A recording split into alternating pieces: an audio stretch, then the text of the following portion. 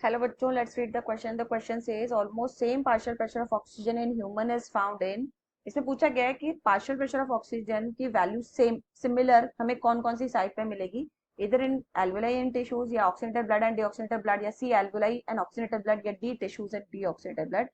Question को solve करने के लिए की कॉन्सेप्ट होगा हमारा प्रेशर डिफरेंस. ना हमारा प्रेशर डिफरेंस का मतलब है, यहाँ पे अगर हम बात करें तो गैसेस का जो मूवमेंट है या कोई भी सब्सटेंस का मूवमेंट, यहाँ से हम गैसेस की बात कर रहे हैं इसलिए हम गैसेस वर्ड ले रहे हैं. तो गैसेस का मूवमेंट जो हो रहा है यहाँ पे वो डिफ्यूजन के थ्रू हो रहा है, दैट इज थ्रू डिफ्यूजन. और गैसेस का मूवमेंट कहाँ कहाँ हो रहा है?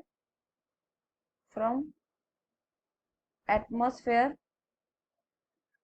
To lungs and lungs to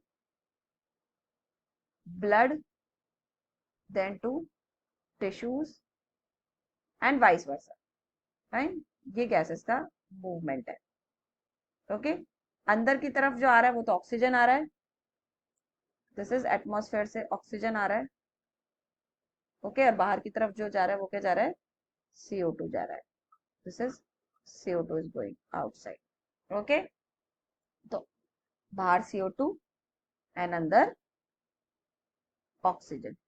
okay, तो इस तरह से मूवमेंट होता है गैसेस का. लेकिन ये जो मूवमेंट हो रहा है गैसेस का, that is from high pressure to low pressure हो रहा है. ओके, क्योंकि डिफ्यूजन में ऐसा ही होता है, गैसेस का मूवमेंट हाई से लो की तरफ होता है. अब ऑब्वियसली हमें यहाँ पे ऑक्सीजन का पार्शियल प्रेशर देखना है एंड CO2 का भी पार्शियल प्रेशर हम यहाँ पे देख सकते हैं.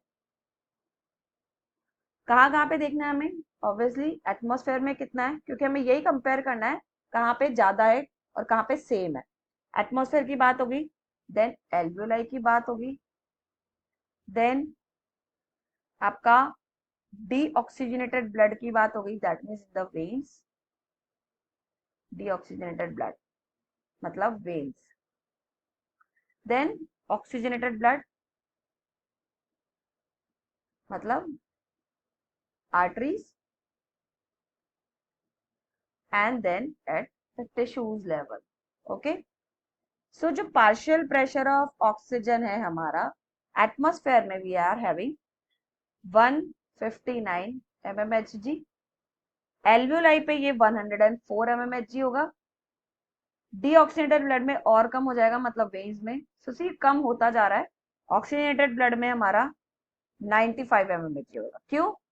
क्योंकि अब बेसिकली एल्वियोलाई से हमारा जो ब्लड है वो ऑक्सीजनेटेड होके पहले सीधे कहाँ पहुंचेगा?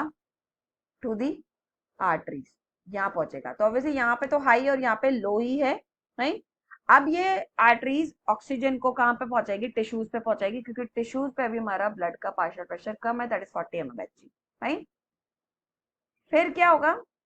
वेन्स में तो डीऑक्सीनेटेड ब्लड है, मतलब यहाँ पे ऑक्सीजन नहीं है, तो दैट मीन्स यहाँ पे CO2 होगा और ऑक्सीजन कम होगा, इसीलिए 40 mmHg वैल्यू शो कर रहा है, मतलब ये कम दिखा रहा है.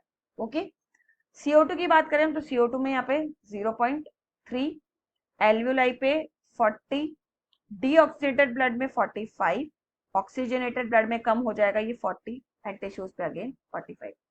अब अगेन मूवमेंट ऑब्वियसली क्या हो रहा है? ऑक्सीजन का अंदर बाहर से अंदर की तरफ हो रहा है, एटमॉस्फेयर से टिश्यू की तरफ हो रहा है. तो ऑब्वियसली एटमॉस्फेयर में हाई है और हमारा टिश्यू पे पार्शियल प्रेशर ऑफ ऑक्सीजन लो है. बट क्वेश्चन पूछ रहा है कि पार्शियल प्रेशर ऑफ ऑक्सीजन की वैल्यू सेम कहां पर है? तो ऑब्वियसली सेम हमें दो ही जगह दिख रही है, that is at the deoxygenated blood and tissues पे. Right, so in between tissues and deoxygenated blood बोलो या between deoxygenated blood and tissues, जहां पे पार्शियल प्रेशर ऑफ ऑक्सीजन की वैल्यू में सिमिलर दिखाई दे रही है. तो क्वेश्चन यही पूछ रहा है कि क्या एल्वियोलाई और टिश्यू पे दिखाई गई? नो. क्या oxygenated blood and deoxygenated blood में दिखाई गई? नो. क्या सी एल्वियोलाई एंड ऑक्सीनेटेड ब्लड में दिखाई गई? No. So it is, that is D, in between the deoxygenated blood and tissue. So the answer is D.